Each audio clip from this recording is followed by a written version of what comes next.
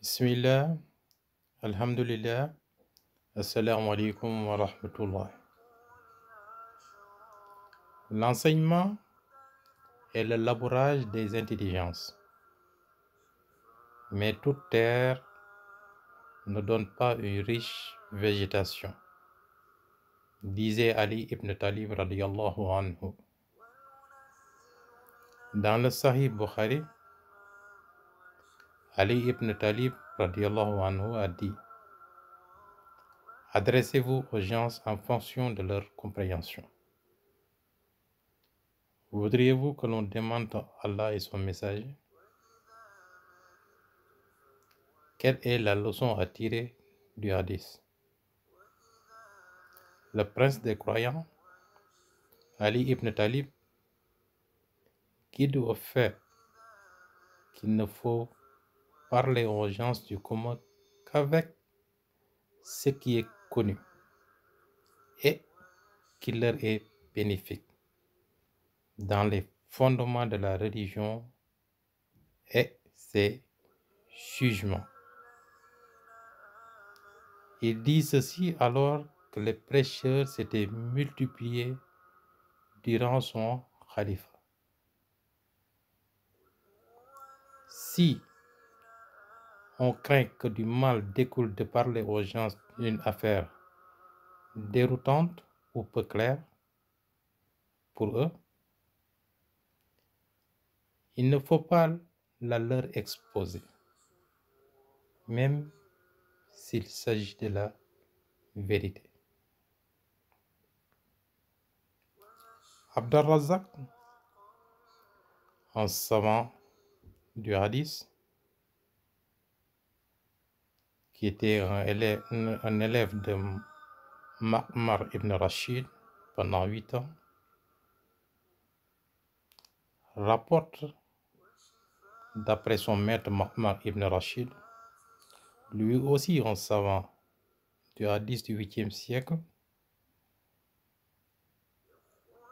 il a pu étudier avec des savants comme Hassan Basari et Qatada ibn Di'am. Lui, un rapporteur de confiance, est ferme dans sa mémorisation. D'après Ibn Taous, un tabi'un lui aussi, l'un des narrateurs des hadiths et des érudits du fiqh, un rapporteur de confiance vertueux et dévot. D'après son père, Ibn Abbas vit un homme frissonner pour la peur qu'il faisait apparaître. Frissonner de désapprobation, trouva mauvais ce qu'on entend. Lorsqu'il entendit un hadith du prophète sallallahu alayhi wa sallam à propos des attributs des noms d'Allah, Al-Asma wa As-Sifat, il dit alors: pourquoi ces gens, c'est-à-dire certains gens du commun qui assistaient à ces cours, pourquoi ces gens craignent-ils ces sujets? Ils acceptent ce qui est clair et se détournent de ce qui est équivoque. Ils acceptent ce qui est clair et se détournent de ce qui est équivoque. Ce qui est équivoque, c'est-à-dire un sujet dont la compréhension est ambiguë. Cette réaction indique que leur foi émane en ce qui était authentiquement rapporté du messager d'Allah sallallahu alayhi wa sallam n'était pas complète, qu'il l'ait compris ou non. Ces personnes délaissèrent donc l'obligation de croire au verset dont la signification leur est inconnue, bien qu'il soit la vérité. En outre, certains d'entre eux interprètent les versets d'une manière qui n'est pas voulue par Allah subhanahu wa ta'ala. Lorsque Quraysh entendit le prophète sallallahu alayhi wa sallam prononcer le nom d'Ar-Rahman, le tout miséricordieux, ils rejetèrent ce nom. Au moment où, au nom d'Allah, le tout miséricordieux, le très miséricordieux, fut pour la première fois écrit sur un document lors du pacte de Al-Udaïb, les polythéistes dirent: nous ne connaissons pas le tout miséricordieux. Que la formule par ton nom, ô Allah, soit écrite. فقال النبي صلى الله عليه وسلم اكتبي باسمك الله. Écrit en ton nom, ô Allah, reprit le prophète sallallahu alayhi wa sallam.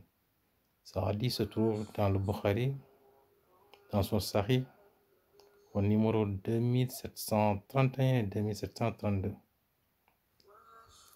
À cette occasion, Allah subhanahu wa ta'ala révéla le verset 30 de la sourate Ar-Ra'd.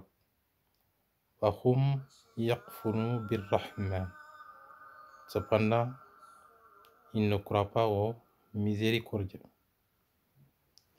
Il fut cependant dit que lorsque les polythéistes entendirent le prophète sallallahu alayhi wa sallam dire lors d'une prosternation: ô toi le tout miséricordieux, ô toi le très miséricordieux, ils dirent: celui-là prétend n'invoquer qu'un, alors qu'il invoque deux, le tout miséricordieux et le très miséricordieux. C'est une autre cause de la révélation de ce verset. Ainsi, il se peut qu'un verset soit révélé pour deux causes ou plus. Omar ibn Abdelaziz a dit: celui qui adore Allah sans science fait plus de mal que de bien. Seigneur, parfais-nous notre lumière et pardonne-nous. Tu es omnipotent. Rabbana atmil lana nuran waghfir lana innaka ala kulli shay'in qadir. Man jadda wa jadda, que tes efforts soient récompensés. Allahumma salli ala sayyidina Muhammadin nabi wa ala azwajihi ummatihi mu'minin wal zurriyati wa ahlal bayt kama sallaita ala Ibrahim innaka hamidun majid. Au revoir et au prochain numéro, Inch'Allah, si Dieu le veut.